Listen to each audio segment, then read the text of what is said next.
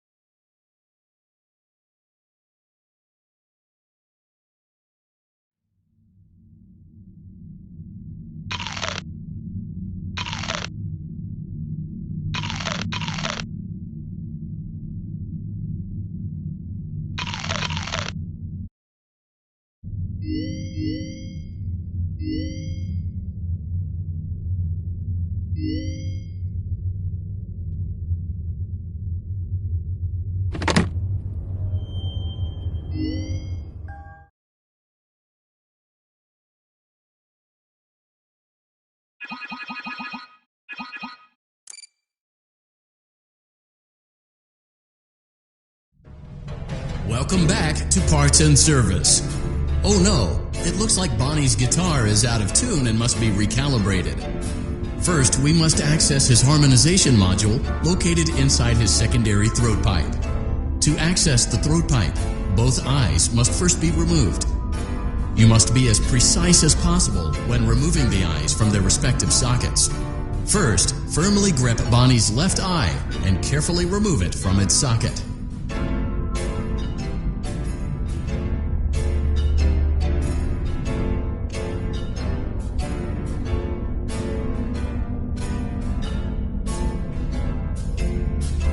Great job. Deposit the left eye in the cleaning receptacle on your left. Well done.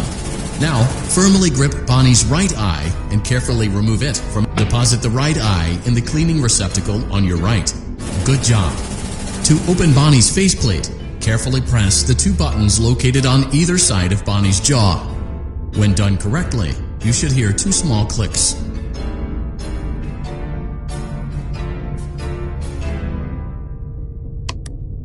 Well done. You now have access to Bonnie's harmonization module. Press the blinking button inside Bonnie's secondary throat pipe to enter calibration mode.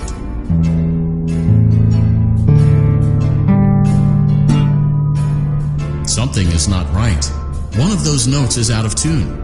You may push the button again to replay the audio check. Press the blinking button again to verify your work.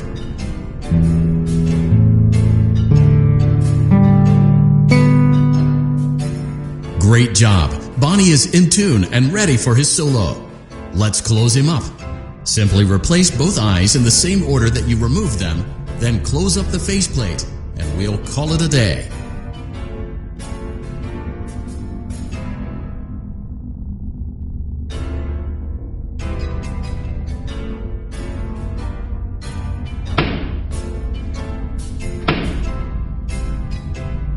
Well done. That concludes your parts and services task. See you next time.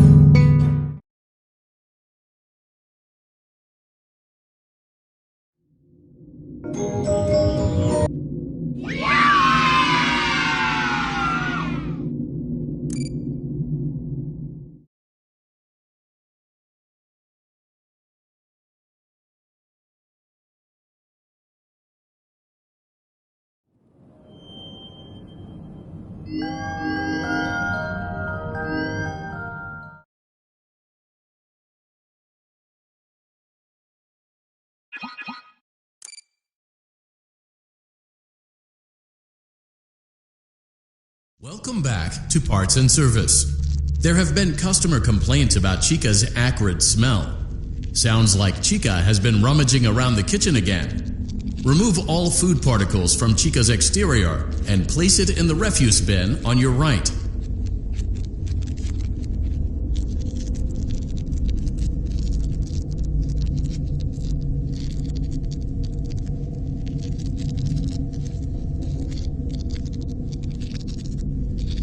Good job. Make sure Chica is not hiding any other treats inside her beak.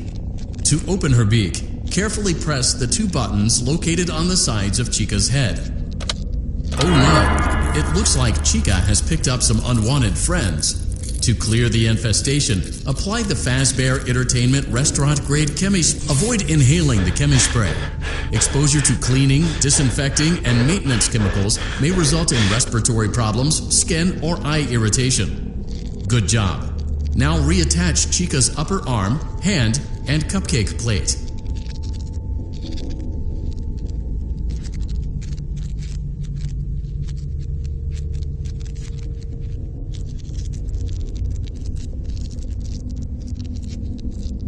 Oh no, it looks like the chemi spray is no longer effective. To combat the infestation, pick them off by hand. Return the cupcake to Chica's plate. Great job. Chica is ready to serve pizza and hugs to the kids again. Take a complimentary slice of pizza for a job well done.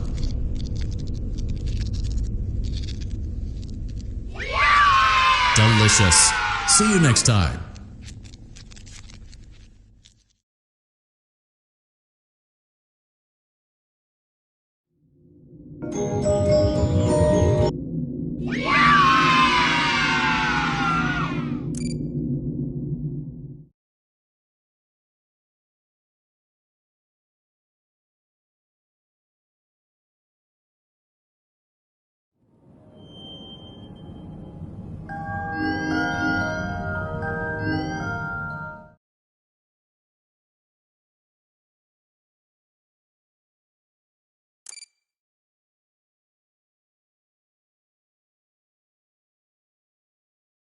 Welcome back to Parts and Service. It looks like one of our guests left a personal item on our star attraction. Let's return it to the Lost and Found. Carefully grab and remove the Freddy's got a good job. Now place the hat in the lost. While we're at it, let's make sure there isn't anything else stuck inside. To access Freddy's chest cavity, grab Freddy's bow tie and pull it outwards. Well done. Freddy's chest cavity is now open. Remove the child's watch and place it in the Lost and Found bin. Be careful not to touch.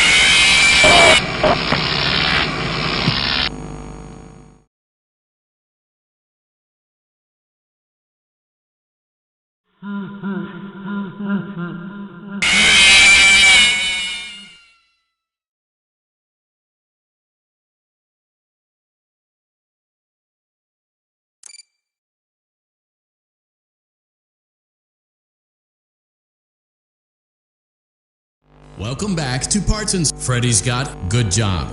Now place the hat in the while we're well done. Freddy's chest cavity is now open. Remove the child's watch and place it in the Lost and Found bin. Be careful not to touch any of Freddy's sensitive wiring.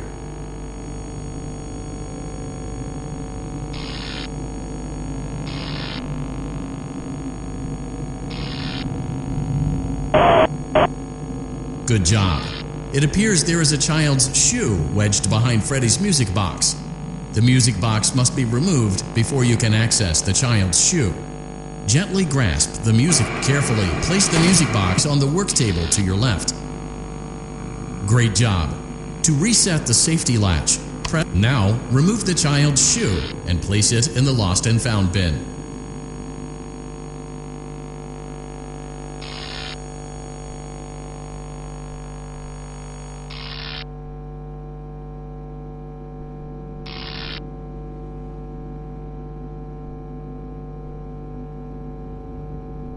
Well done. Return the music box to Freddy's chest cavity, and we'll call it a day.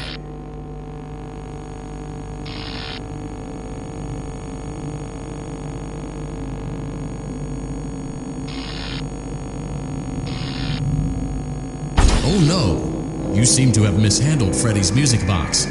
This is not good. A replacement may be found on the work table.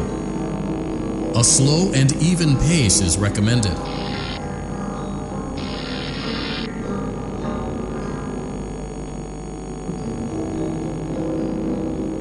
Crisis averted. To close Freddy's chest cavity, that concludes your time in Parts and Service. Your pay will be docked accordingly.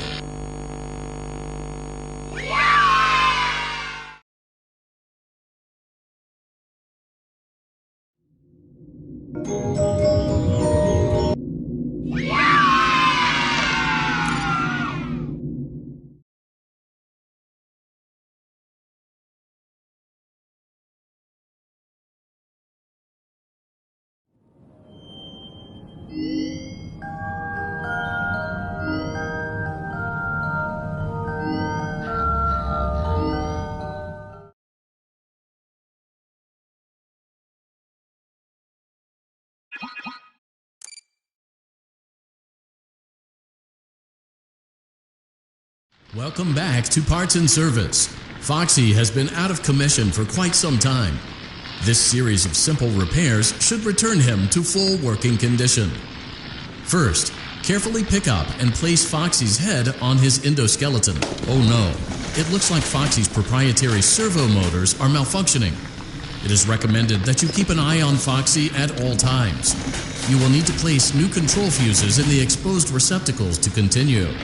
Retrieve the fuse from drawer number 1 that matches Foxy's leg receptacle. To avoid bodily harm, wait for Foxy's legs to stop moving before inserting the control fuse.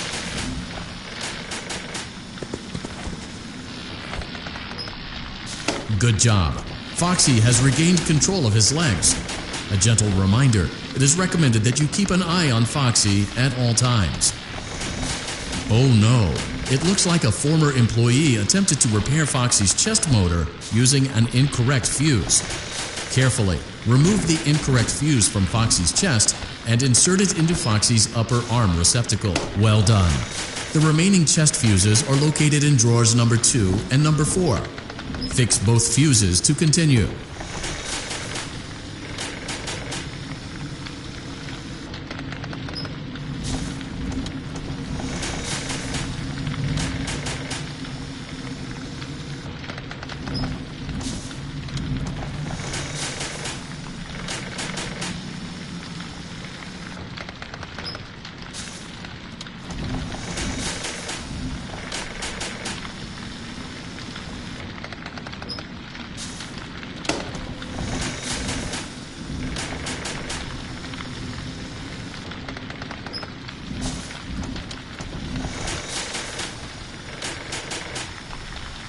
Good job.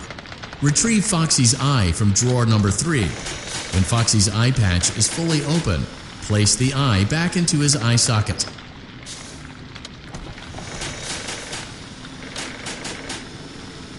Well done. This concludes all your parts and service tasks. Pirate Cove can now be reopened.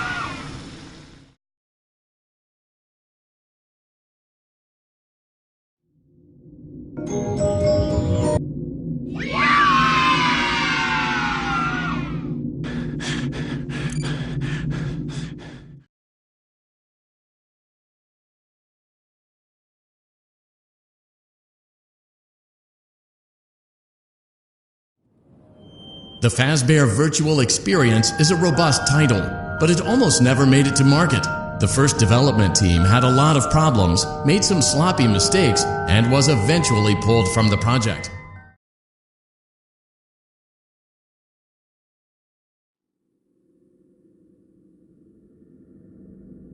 Hello? Can you hear me?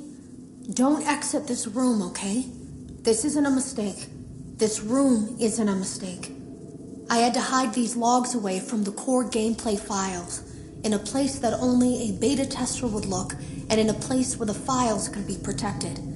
I just really hope that the next development team finds this before the game is released to the public. This game has some kind of malicious code in it that we haven't been able to fully contain, or even understand for that matter. We're over budget and out of time. But that's not the reason that we're shutting down. Listen. I have to keep this short, so the file size will be small enough to fly under the radar. There are more. They may not be in order. I saw it for the first time today. There was a character I couldn't make out who it was, standing at the end of the hall. I thought it was just bugged out, so I made a note of it and kept playing. But then it was looking in the window, and not like Chica or Bonnie would.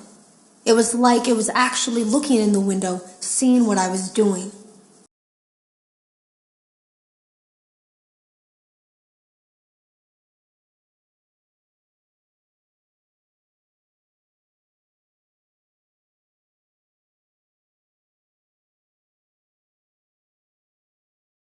I heard a pretty heated conversation this morning between Dale, our manager, and someone else on the line. It really feels like this project is in trouble. In no small part because of the lawsuit, I'm sure. There has to be a lawsuit. There's no way there isn't. It happened in this building just a few doors down from me. I think it's made worse by the fact that Jeremy tried to tell us something was wrong. But as a dev team, we all just saw it as a challenge to find what the problem was and fix it. Who could have known that? I have to go. Have you ever heard of a guillotine paper slicer? It sounds made up, but it's an actual piece of office equipment. I didn't even know we had one in the supply room. I guess they're more common at businesses that do a lot of graphic design work. I remember seeing one when I was still in school, and even then, I knew how dangerous it looked. I was always afraid of losing a finger. That seems so silly now. Jeremy used to do design work. I guess that's how he knew it was there. The drawers have been emptied out. Someone was here. I don't think it was spring cleaning either. No, there was plastic on the floor. Someone was definitely here during the night. It had to have been the client. I mean, they sent us that stuff in the first place with no explanation, told us to scan it, said it would expedite the process so we wouldn't need to program any pathfinding ourselves. It was a budget thing, I guess. It was just junk. Circuit boards and things like that. Looked pretty old. Somehow, though, there was usable code on some of it. It seemed to take hold by itself. Things started changing. But then, he started appearing. At least that's what Jeremy said. I came in early that morning. No one else was there. At least that's what I thought. The supply room was lit. I didn't even notice Jeremy standing in the testing room as I walked past. The supply room was so bright, glowing from all the way down the hall.